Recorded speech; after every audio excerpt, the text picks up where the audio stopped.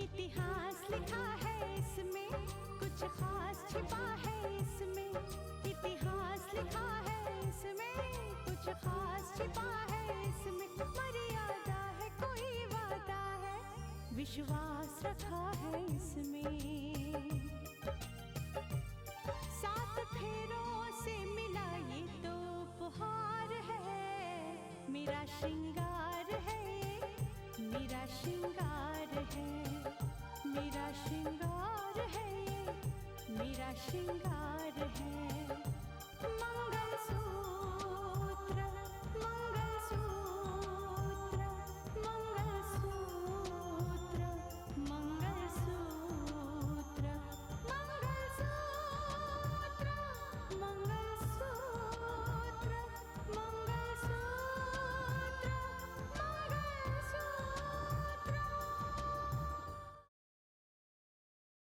कावेरी को एहसास नहीं है?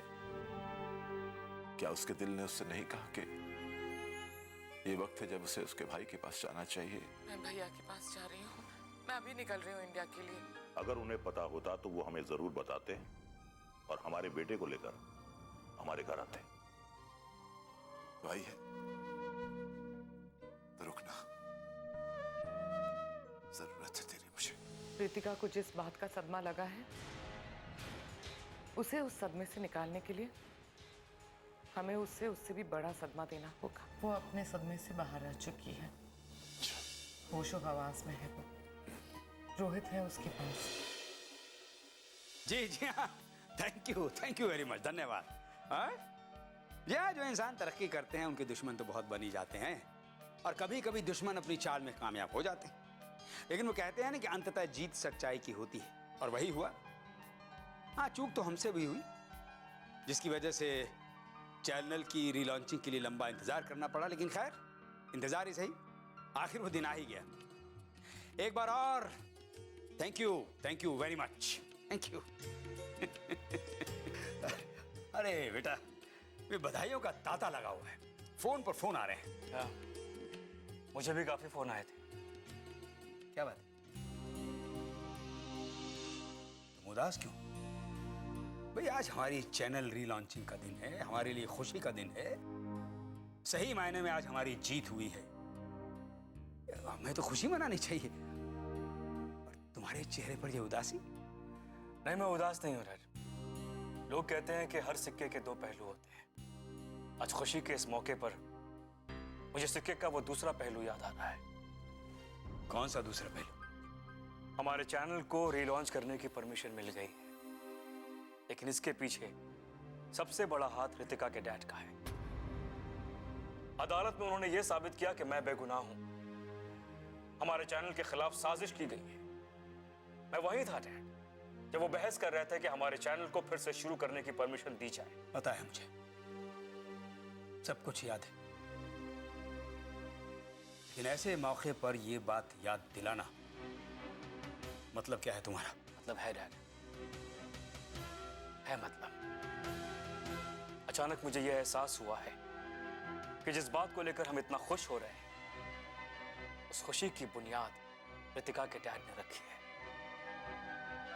क्या चैनल के रीलॉन्च के मौके पर हमें उन्हें इनवाइट नहीं करना चाहिए? नहीं, बिल्कुल नहीं।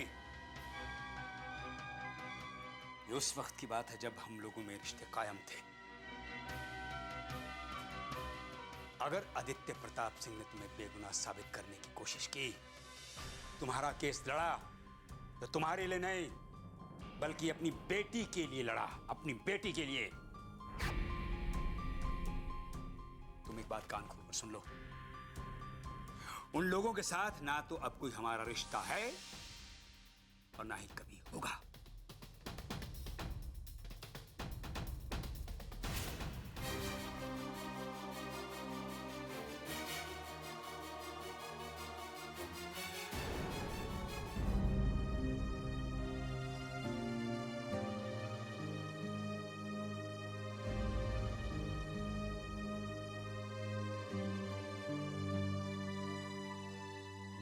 छोड़कर चली गई माँ। आपको पता है, आप मुझ मुझे छोड़कर चले गई और यहाँ घर के सारे लोग मुझे जिम्मेदार मानते हैं। मेरी क्या गलती माँ?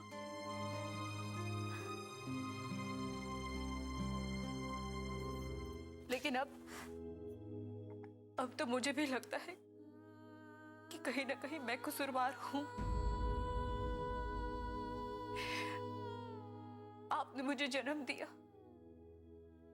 आप मुझे इस दुनिया में लाई, इतना प्यार दिया और मैं ही आपकी मौत की वजह बन गई। इतना बड़ा बोझ मैं कैसे उतारूंगी अपने दिल से माँ? क्या करूं माँ? हर पल मैं भूल नहीं सकती हूँ। मानस के साथ भी जो कुछ भी हुआ ना माँ, उसमें मेरी कोई गलती नहीं थी। मैं तो इस घर में कदम भी नहीं रखना चाहती थी, लेकिन यहाँ ना आती तो कहाँ जाती? मैं क्या करती माँ?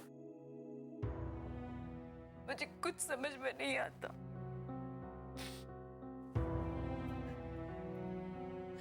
कि मैं क्या करूं? तुम्हें बताओ।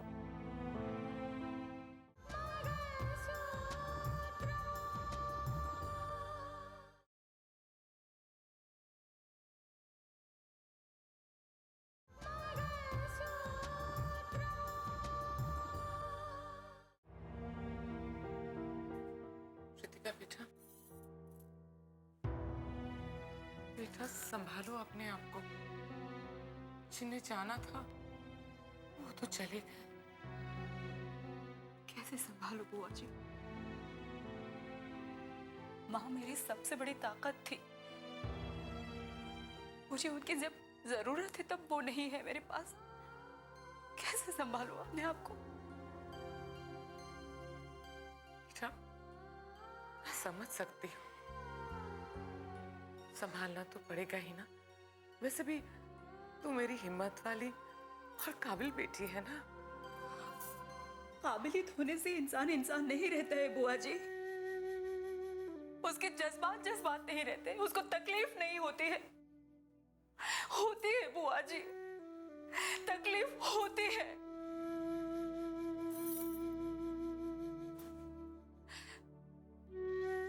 बुआ जी, मैं चाहती थी कि सच्चाई के लिए लड़ूं, सबके लिए अच्छा करूं,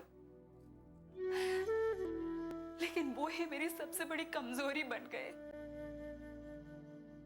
मैंने चाहा मैं जिंदगी में मैंने जो संकल्प लिया है उसे पूरा करूं, लेकिन वो मेरी सबसे बड़ी भूल थी, क्योंकि उसी संकल्प की वजह से सारे के सारे लोग मेरे दुश्मन बन गए। मुझे दुनिया का तो समझ में आता है बुआ जी। वो लोग अगर मुझे ताने देते हैं, मुझ पर इल्जाम लगाते हैं, मुझसे नफरत करते हैं, मुझे फिर भी समझ में आता है। लेकिन मेरे अपने लोग, मेरे घर के लोग, जिन्हें मैंने अपना माना, वो सारे लोग आज मुझसे नफरत करते हैं, मुझे ताने देते हैं, मुझ पर इल्जाम लगाते हैं। कैसे बर्दाश्त करूं?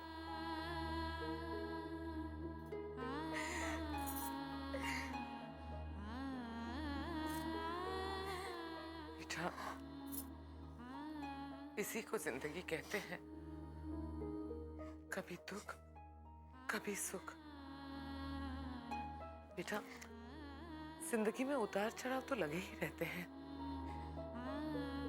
आप सही कहते हैं बुआ जी, जिंदगी में उतार चढ़ाव लगे रहते हैं, लेकिन मुझे तो लगता है कि मेरी जिंदगी ही नहीं है। मौत के जैसे जिंदगी जी रही हूं मैं। हर तरफ से नफरत, हर तरफ से ताने। क्यों? क्या किया है मैंने? क्या गलती की मैंने? क्या किया है मैंने? जिसे देखो मुझे कोसता रहता है, इल्जाम लगाता रहता है, ताने देता रहता है। आपको पता है राकेश के बारे में? पता नहीं वो कौन लोग थे जिसे कानून के जाल में फंसाने की कोशिश की थी, लेकिन उसका इल्जाम भी मुझ पे ही आ गया। एक तरफ राकेश का केस अदालत में चल रहा था और दूसरी तरफ राकेश के पापा जी, उन्होंने तो मुझे गुनहगार साबित भी कर दिया था। आज अदालत में राकेश के केस का फैसला होने वाला है और फैसला सुनाने वाले कोई और नहीं बल्कि हमारे समधी जस्टिस आदित्य प्रताप सिंह हैं। अब देखना यह है कि वो अपने दामाद के लिए कौन सी सजा तजवीज करते हैं। वो हमारी बहू के पिताजी हैं, हमारे बेटे के ससुर हैं। अरे अपने दामाद के लिए उनके मन में भी थोड़ा सा प्यार और हमदर्दी कहीं ना कहीं होगी ना। एक बात तो वो अच्छी तरह से जानते हैं कि हमारा राकेश बेगुनाह है। उसने अपनी जिम्मेदारियां अपने फर्ज के साथ कभी समझौता नहीं किया। और हमारे घर से जो हथियार बरामद हुए हैं उसमें राकेश का कोई हाथ नहीं था, बल्कि उसे फंसाने की कोशिश की गई थी।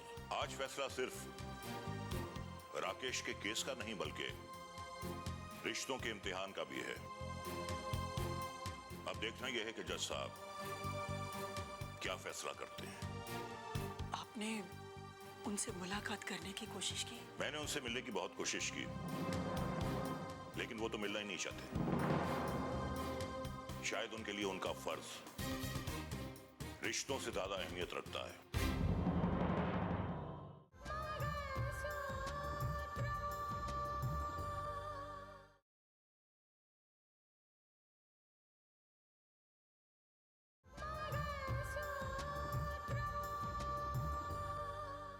शायद उनके लिए उनका फर्ज रिश्तों से ज्यादा अहमियत रखता है,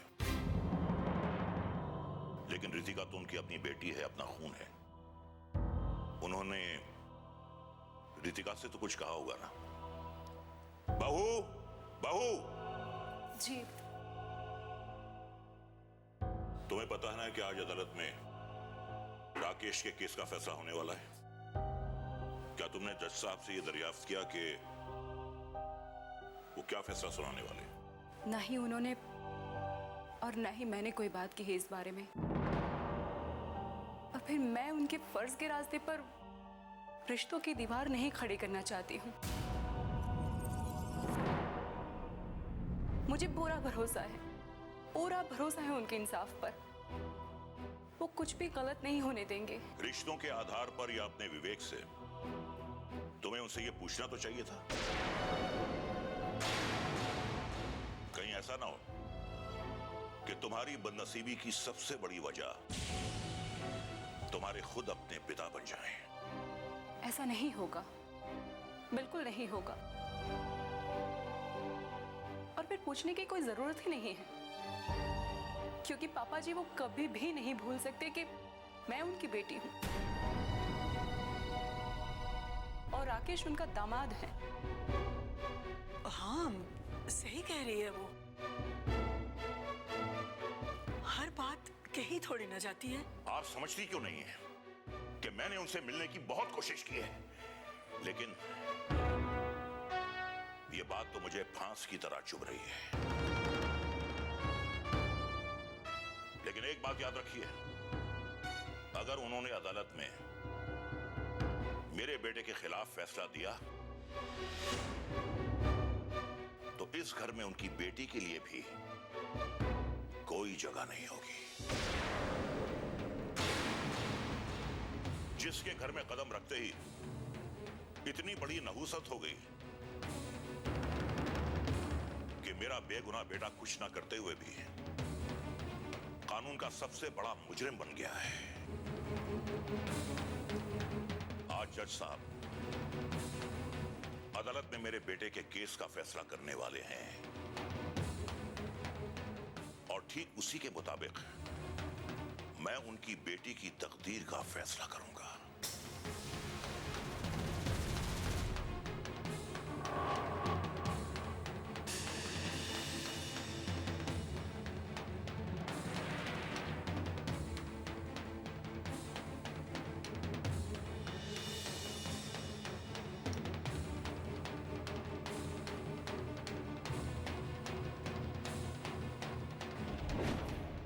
बुआ जी ऐसा ही हुआ था।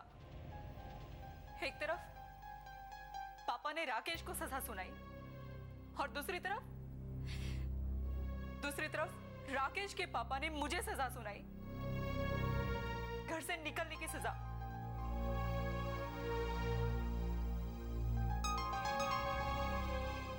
उन्होंने एक फैसला किया कि मैं अब उस घर में नहीं रह सकती। मुझे आज भी याद है किस तरह से हाथ पकड़कर खींचकर मुझे उस घर से निकाला गया था। सुनिए समधी साहब, सुनिए। आपको जो फैसला सुनाना था आपने सुनाया। अगर मेरा बेटा नहीं है तो मेरी बहू उस घर में रहकर क्या करेगी? इसलिए आपकी अमानत आपको लौटाने आया हूं। संभालिए इसे। मैं भूल नहीं सकती।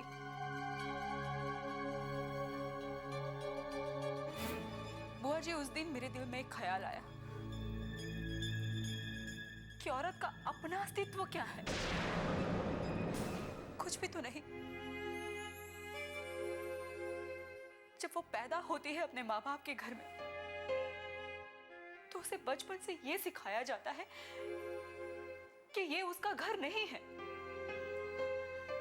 उसका घर जो उसका अपना होगा वो तो वो होगा जहां वो शादी करके जाएगी, दुल्हन बनकर जाएगी।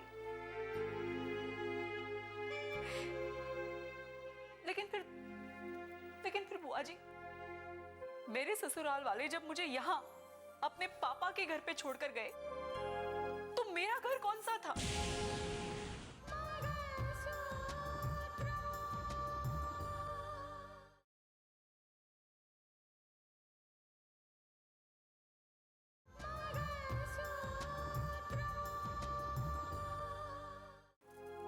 ना तो ससुराल, ना तो पापा का घर।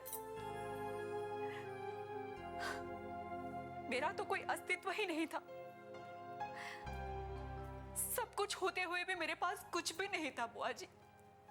इतने सारे लोग थे मेरे आसपास, लेकिन फिर भी मैं अनाथ थी।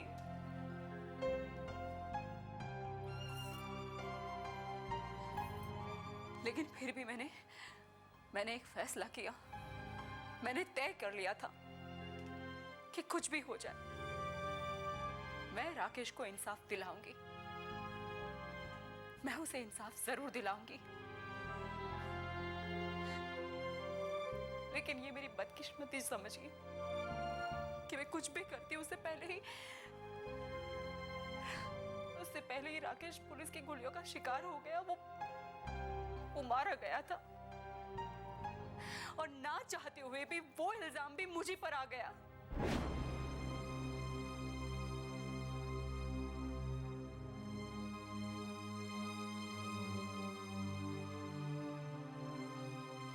रुक जाओ दीदी। क्या हुआ रोहित? क्या हुआ? कुछ बोलोगे भी? राकेश जीजू। क्या हुआ राकेश को? रोहित बोलो ना, क्या हुआ? दीदी राकेश जीजू। रोहित बोलो, क्या हुआ? दीदी राकेश जीजू भाग रहे थे और पुलिस की गोलियों से मारे गए।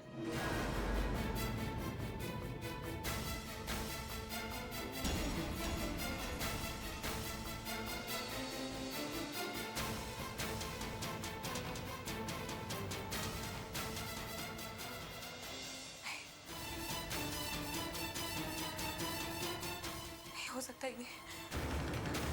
कह दो कि तुम झूठ बोल रहे हो। सच है दीदी, ये सच है। नहीं रोहित, नहीं, ये नहीं हो सकता। ये नहीं हो सकता। ऐसा ही हुआ है, ऐसा ही हुआ है रितिका। यही सच है। सचमुच बड़ी बदनसीब हो तुम। सुहागन बनने के साथ ही विधवा हो गई। अब तो सारी दुनिया यही कहेगी, और ये बात सच भी है। कि तुम्हारी बदनसीबी की वजह से तुम विधवा हो गई। एक माँ बाप से तुमने उनका बेटा छीन लिया, और अब तो राकेश के माँ बाप भी तुम्हें कबूल नहीं करेंगे। विधवा की जिंदगी जियोगी तुम, यही तुम्हारा नसीब है।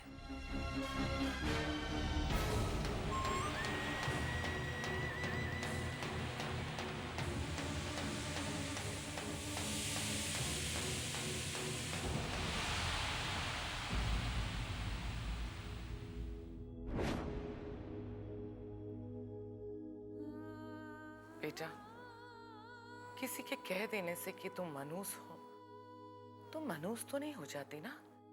अरे बोलने वाले तो बोलते ही रहते हैं। तुमने ये साबित कर दिया कि तुम कितनी काबिल हो। बेटा, जब एक लड़की ठान लेती है ना, तो वो कुछ भी कर सकती है, कुछ भी। हाँ बुआ जी, और इसीलिए एक संकल्प को लेकर मैं आईएएस बनी थी कि कुछ भी हो जाए, किसी भी हालत में मुझे राकेश को बेगुनाह साबित करना ही है। उसके माथे पे जो दाग लगा था, जो इल्जाम लगा था, मुझे उसे हटाना है, उसे दूर करना है। उसके अलावा मेरे दिल और दिमाग में और कोई बात नहीं थी। ये दूसरी शादी के बारे में मैंने सोचा तक नहीं था। लेकिन पापा, उनकी जिद की वजह से